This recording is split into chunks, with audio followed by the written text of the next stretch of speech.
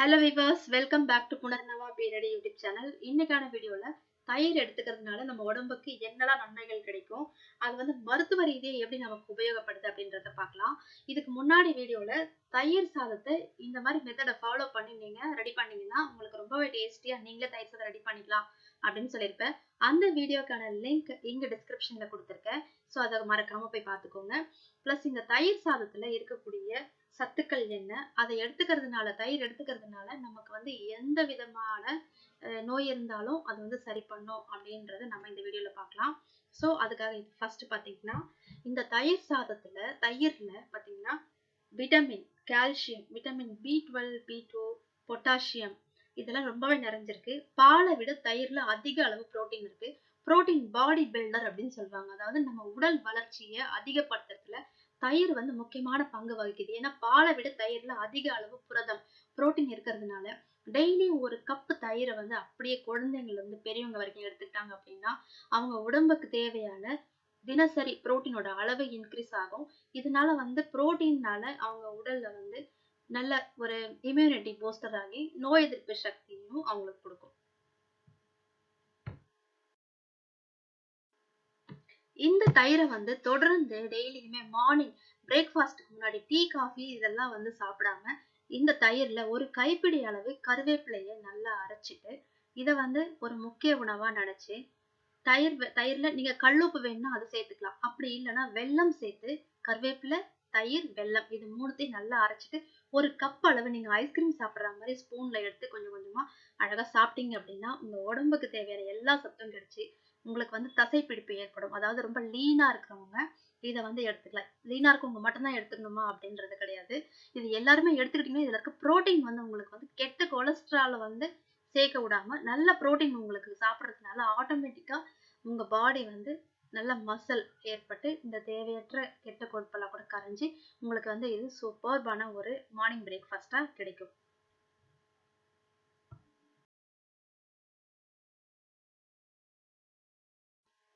இந்த மாதிரி தயிரை நம்ம எடுத்துக்கும் போது நம்மளுடைய உடல் சூட்டை தணித்து நம்ம உள் உறுப்புகளுக்கும் வந்து குளிர்ச்சியை கொடுத்து அதை ஆரோக்கியமா வச்சுக்க இந்த தயிர் முக்கியமான பங்கு வகிக்கும்.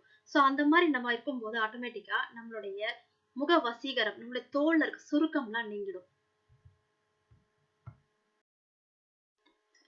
தயிரோட வெந்தயத்தை நல்லா வறுத்துட்டு அந்த வெந்தய பொடி ரெடி பண்ணி தயிர், வெந்தய பொடி அதோட நல்லா தண்ணி சேர்த்து நல்லா அதை வந்து பிளெண்டர்ல நல்லா பிளெண்ட் பண்ணிட்டு நீங்க குடிச்சீங்க அப்படின்னா ஆட்டோமேட்டிக்கா சுகர் லெவல் ரத்தத்துல இருக்க சுகர் லெவல் குளுக்கோஸ் அளவு குறைஞ்சு ஆட்டோமேட்டிக்கா வந்து டயபெட்டிக்ஸுக்கு இது ஒரு நல்ல மருந்தா யூஸ்ஃபுல்லா இருக்கும். இது மட்டும் இல்லாம தயிரை விட மோர் இன்னும் அதிக நன்மையை தரக்கூடியது. ஸோ இப்படியே சொல்லிட்டே போலாம். இது வந்து ஒன்னோட ஒண்ணு இதை பீட் பண்ணவே முடியாத அளவுக்கு இந்த தயிர், மோர் இதெல்லாம் வந்து ரொம்பவே சத்துக்கள் நிறைஞ்ச ஒரு ஃபுட்டு. ஸோ இந்த மாதிரி மெத்தடை ஃபாலோ பண்ணீங்க அப்படின்னா அல்சர் இருந்தாலும் நாளடைவில் சரியாயிடும்.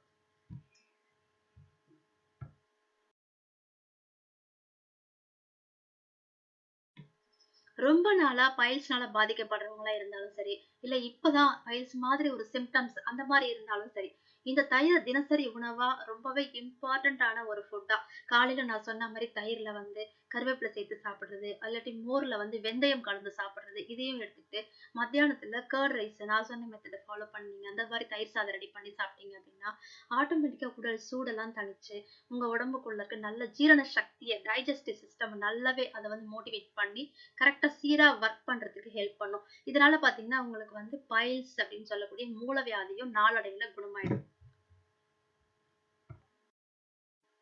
இன்றைய காலகட்டத்துல பாத்தீங்கன்னா குழந்தைங்கலாம் ரொம்ப விரும்பி சாப்பிடக்கூடிய ஜங்க் ஃபுட், மேகி எல்லாம் 2 வயசு குழந்தை கூட எனக்கு வந்து நூடுல்ஸ் செஞ்சு கொடு அப்படின்னு சொல்லி ரொம்ப அடம் பிடிக்கிறத நானே நேரடியா பார்த்துட்டு இருக்கேன்.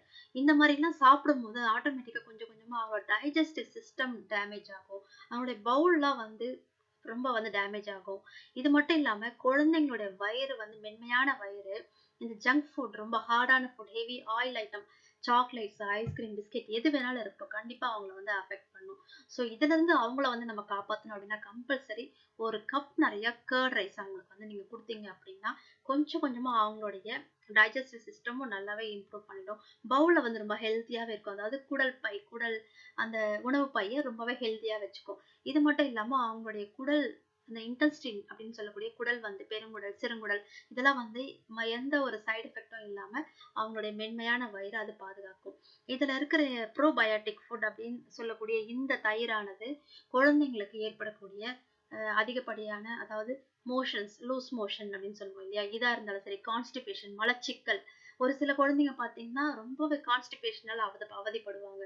ஒரு சில குழந்தைங்க எப்பவுமே வந்து லூஸ் மோஷனாவே போயிட்டு இருக்கும். ஸோ இந்த மாதிரி ப்ராப்ளம்ல கூட வரவிடாத அளவுக்கு இது வந்து பாதுகாப்பா இருக்கும். ஸோ குழந்தைங்களுக்கு ரொம்ப ஒரு முக்கியமான உணவா இந்த கர்ட் ரைஸை நம்ம தினமும் கொடுக்கலாம். ரொம்பவே லீனா இருக்கும். இல்லாட்டி வந்து இன்னும் கூட மசில் நல்லா வளரணும், சதைப்பிடிப்போட இருக்கணும், தசைப்பிடிப்பு கம்மியா இருக்கு நமக்கு அப்படின்னு நினைக்கிறவங்க இந்த தயிர் சாதத்தை தயிரை நிறைய எடுத்துக்கிட்டாங்க அப்படின்னு சொன்னா காலையில அண்ட் மத்தியானம் கம்பல்சரி தயிர் 1 கப் தயிர் அப்படியே எடுத்துக்கலாம். காலையில நான் சொன்ன மாதிரி கருவேப்பிலை வெந்தயம் எல்லாம் ஆட் பண்ணி மத்தியானத்துல தயிர் சாதம் நான் சொன்ன மெத்தட் ஃபாலோ பண்ணி ரெடி பண்ணி எடுத்துக்கலாம். ஸோ இதனால உங்களுக்கு வந்து நிறைய புரோட்டீன் கிடைக்கும் போது ஆட்டோமேட்டிக்கா சீக்கிரமே சதை பிடிப்பு ஏற்படும். ஸோ பாடி மாஸா இது வந்து யூஸ் ஆகும். ஒரு சிலருக்கு சாப்பிட்டு முடிச்ச உடனே லைட்டா வயிறு வலிக்கும். அது நாளடைவுல அதிகப்படியான வயிறு வலி வரக்கூடிய ஒரு ஆபத்துல கொண்டு போய் விட்டுரும். எதனாலன்னு பார்த்தீங்கன்னா, நம்ம எடுத்துக்கக்கூடிய உணவுல இருக்க அதிகப்படியான எண்ணெய், காரம், உப்பு, புளிப்பு இதெல்லாம் வந்து நம்மளுடைய இன்டெஸ்டின் குடல வந்து ரொம்பவே அஃபெக்ட் பண்ணும். பவுல் சிஸ்டமே வந்து ரொம்ப அதாவது உணவு பைய ரொம்பவே அஃபெக்ட் பண்ணும். ஸோ இதுல இருந்தெல்லாம் வந்து நம்ம வந்து நம்மளுடைய உடல நம்ம பாதுகாத்துக்கணும்.